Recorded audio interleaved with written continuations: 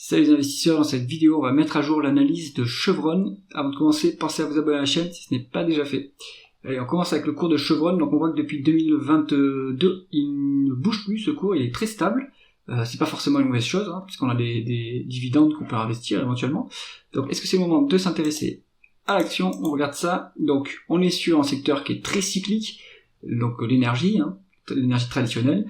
Donc le chiffre d'affaires ne veut pas dire grand chose, parce que ce qui compte c'est est-ce que la production augmente, est-ce que les volumes augmentent, et l'autre composante c'est évidemment les prix, et là-dessus on n'a aucune maîtrise, donc ça nous donne des variations de la sorte. Il faut juste vérifier que la production est en augmentation. On n'a pas l'info de mémoire sur Coifin, donc il faut aller voir dans les publications, est-ce qu'on continue à augmenter sa production. On n'a pas d'acquisition à noter sur la période.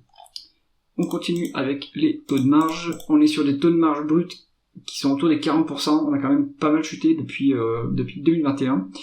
Et il faut comprendre ce qui s'est passé ici, parce que sur la période précédente, ici là, en 2016-2020, on avait un prix du pétrole qui était plus bas, et pourtant le taux de marge brut était plus élevé. Donc qu'est-ce qui se passe pour que ce taux de marge brut soit en baisse pour Chevron?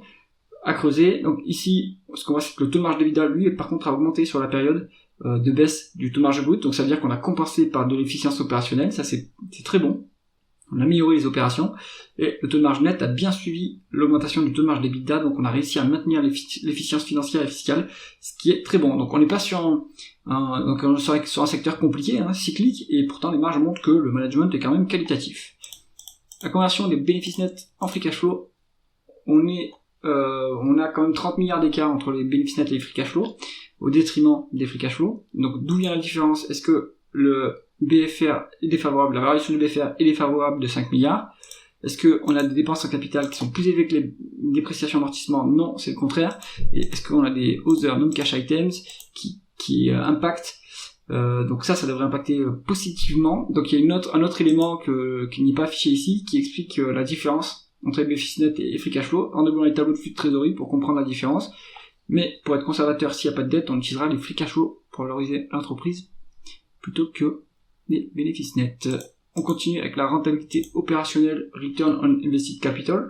On est sur une médiane médiocre de 4,15%, vraiment pas très élevé, et actuellement on est sur le 8%, donc on a eu vraiment une pointe, un haut niveau de rentabilité en 2023, sur la période 2022-2023 où le prix des matières premières était très élevé. Depuis ça s'est normalisé, mais si on arrive à se stabiliser à ce niveau de 8%, c'est que ça reste quand même très bon, puisqu'on est sur un secteur qui n'a pas beaucoup de croissance. Donc ça nous permet de dégager des excédents de cash qu'on va pouvoir rendre à l'actionnaire, utiliser pour se désendetter ou utiliser pour faire des acquisitions. Donc là, ce qu'on voit, c'est plutôt bon. Continuons avec l'endettement du groupe.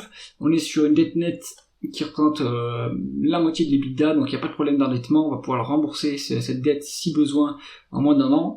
C'est légèrement plus que les free cash flow. Mais bon, il n'y a pas trop de sujets sur cette dette-là. On est plutôt solide au niveau du bilan. Est-ce que l'actionnaire est bien traité? Sur Chevron, on est sur des free cash flow de 15 milliards, un dividende de 12 milliards, donc on verse quand même beaucoup de free cash flow en dividende.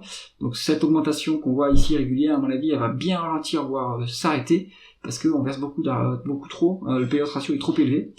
On a aussi des rachats d'actions, ce qui commande le rendement de l'actionnaire. Coifin calcule un rendement de l'actionnaire de 8,5%. Mais c'est pas à mon avis un rendement qui est sécurisé, vu qu'il faudra choisir entre les rachats d'actions et le dividende élevé. Donc à voir ce que décide le management ici. On continue avec la valorisation du groupe. Valeur d'entreprise sur EBITDA, on a une légère décote de 8% on va dire, et en price to free cash flow on est sur une surcote. Donc il n'y a pas trop de marge de sécurité. Conclusion du dossier de Chevron, c'est clairement pas la meilleure du secteur. Je pense que ExxonMobil est devant en termes de qualité, et TotalEnergies également.